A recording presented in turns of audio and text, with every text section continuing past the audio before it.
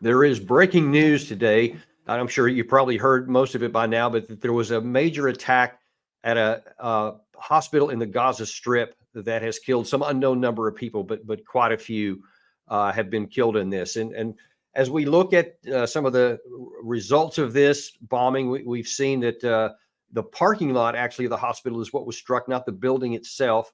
And there were many people that were crowded around the hospital because there's simply no room for them anywhere else. They've been kicked out of the northern part of Gaza and forced to go into other areas, and many of them were literally just camped outside in the middle of the street, and they were casualties of this. Now, there's a lot of disputing information running around on both sides. Some of the Israeli government is saying that this was definitely a Palestinian Islamic Jihad rocket that misfired. And they have provided some video evidence, which they say shows some of the rockets going up and one of them falling on the hospital. Then on the other side, you have other sources from Palestinian sources that are claiming, no, to the contrary, these are rockets that the Palestinians don't even have. They don't make that sound. They don't have that big of a payload. They said if you had have seen this kind of an explosion, if the Palestinian rockets could do this, and you would have seen those kind of explosions on Israeli targets, which you haven't because they're not strong enough. I don't know. I'll just tell you right now, without in deep dive here, we always want to give you the true information. And right now, no one knows. There's too many competing information out there, and it's too easy to make videos look and say what you want to do. That's not really the crucial thing here. What is very much important, though, is that many Palestinians were killed, and the hospital has been damaged, even from the outside, from the blast that went off. And the issue with this is that you need to understand is that this has the potential to be a real flashpoint in this war that could make things even more difficult for Israel and the United States. Now, the first casualty, even before President Biden landed, was that there was immediate fallout from the Arab regimes that he was specifically going over there to see. This morning, he was supposed to have met in Jordan with King Abdullah, with Mahmoud Abbas, the leader of the Palestinian Authority, and some representatives also of Egypt were supposed to be there. It was supposed to be a really important thing where President Biden was going to try and basically correct some of the deficiencies that Secretary of State Blinken had failed to do, where he didn't get any of the parties to do any of the things that we wanted to. But the idea was that if Biden goes there himself, then these things would be broken loose. And as we talked about on a deep dive just yesterday, that this trip for Biden had high risk, but it had almost no upside. The idea was that the minimum was supposed to be that these Arab leaders would at least do something, let in some more humanitarian aid, open up some corridors, something like that, basically a strong arm of the president's presence would do that. Well, now then, they're not even meeting with him. And so far, the fallout continues to get worse because throughout the entire Middle East, I'll just tell you, nobody there believes that this was not an Israeli bomb. No one. And on the Israel side, no one believes that this was an Israeli bomb. So whatever view you had going in, it's now been strengthened. And so what actually happened probably won't be known until the war is over for sure. But right now, it almost doesn't even matter. It only matters what people think and what they're feeling with their emotions. And this is driving the sides even further apart. It's making the Arab people even matter. And that's both at the government level and at the people level. There are protests throughout the Middle East, even in some of our allied nations like Turkey. They are also protesting against this. But those Arab regimes depend a great deal on the support of their people. So if their people are, rioting over this stuff, they're not going to take the American side or the Israeli side over the Arab side.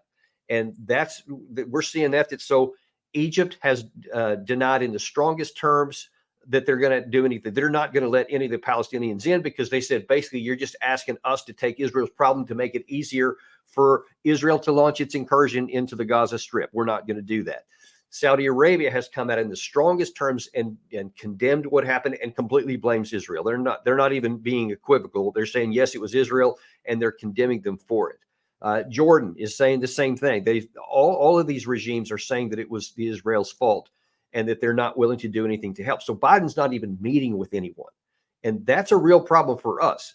Just, I think it was less than an hour before we started making this broadcast here, President Biden went in and made another public statement in Israel in which he lays out what the United States is going to do for Israel, how we're going to support them, and a lot of empathy for the Israeli side. Now, let me just say on the surface of it, much of those comments were completely warranted because Hamas terrorists did break into Israel and slaughter innocent people in the most barbaric and brutal way. There is no justification for it at all, period. There's just not.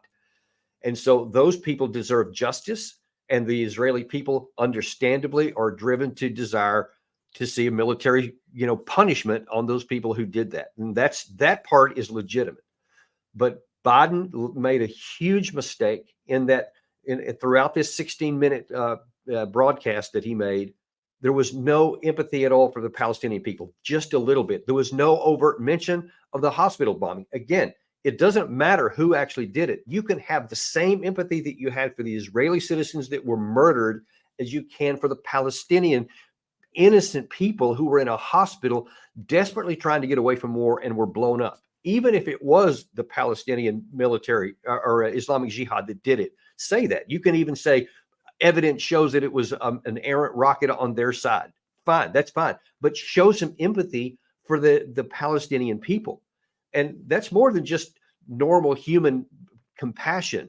There's also a diplomatic component to it. If you actually want to get the support of these Arab regimes that he went over there to talk to, ignoring the Palestinian deaths is not a way to get it.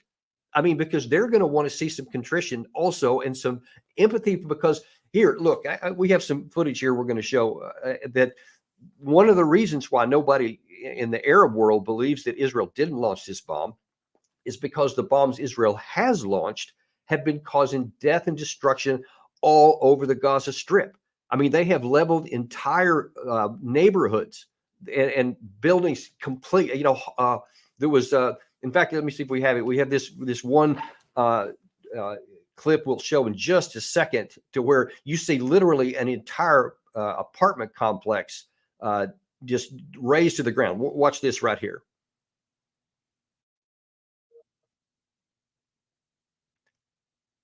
Okay, Gary, do we have the one where that was I believe the CBS report?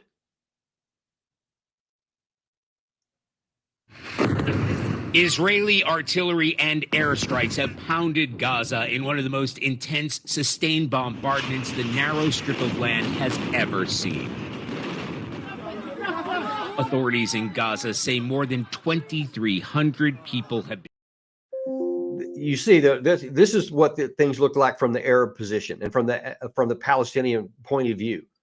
Now they're saying, okay, if you want to go after Hamas, the terrorists who physically did all the murders, that's fair. But this is entire apartment complexes leveled to the ground. And of course, who knows if people didn't get out of there before. And we know for sure that there has been, even according to independent assessments, over 2,800 Palestinians killed and over 10,000 wounded. And again, these are the civil population that has been, under these horrific conditions before. And now then a million of them have been shoved into half of the country, which still continues to get periodic bombings from the Israeli side already. Still, even today, they're continuing some of their attacks into what Israel says are places where Hamas is having command centers or preparing operations. And they're running out of water. They're running out of food. For the hospitals, they've already ceased operations because they don't have enough fuel to keep their generators going.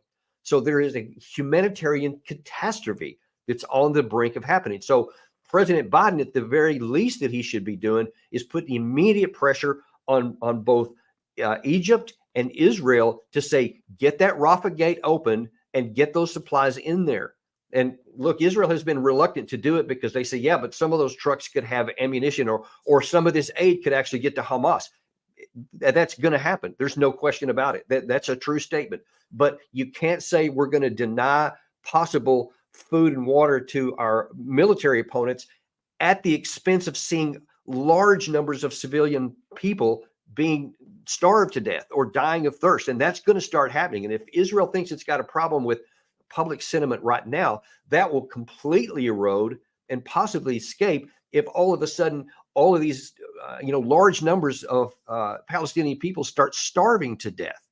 And look, this is a big issue. Even if Americans are, completely behind the Israeli government and completely sympathetic to the loss that the Israeli people suffered and their version of 9/11, and they are, I'm unequivocal. The loss that they have suffered is horrific and indefensible. But so is the loss to the Palestinian people who had nothing to do with it. These people that you just saw on the screen there, they're innocent people who just want to live. And if you want to go after Hamas, then that's one thing. And we'll talk about this in a subsequent deep dive. The military aspects of this are going to be extraordinarily difficult. But if Israel allows Palestinian people to starve to death and to die of thirst, and then they launch an incursion into the northern part of the Gaza Strip that, again, almost all it can do is just obliterate the whole the city infrastructure, then they're going to lose public support, maybe even in the United States, because people are already starting to say, hey, this seems a little too much. There's this almost reflexive love for Israel in the United States, and that's understandable. But we can't afford, Israel can't afford, the President Biden can't afford to let that support erode. And that means that they're going to have more empathy for the Palestinian people, and they're going to have to do something to support that. Otherwise, it doesn't matter how much money or ammunition or weapons President Biden wants to give Israel.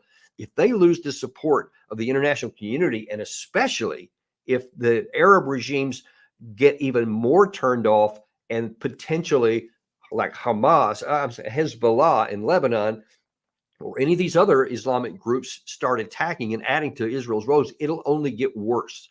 So for Israel's sake, for Israel's security, President Biden needs to press hard for humanitarian assistance to get in to help the people of the Palestinian people in Gaza. That's all we have for you today. We'll cut some more. Be sure and like this and subscribe, and please share this with your friends, because you're getting information here you're just not going to get anywhere else. There's unfortunately too many in the West that are afraid to say anything besides full-throated and complete support to Israel. And as I'm pointing out here, that doesn't help Israel. We need to be honest and tell the truth about it. And if you want, anybody wants to know what the truth is and how to actually help Israel, please pass this along. In the meantime, we'll see you on the next episode. Deep Dive.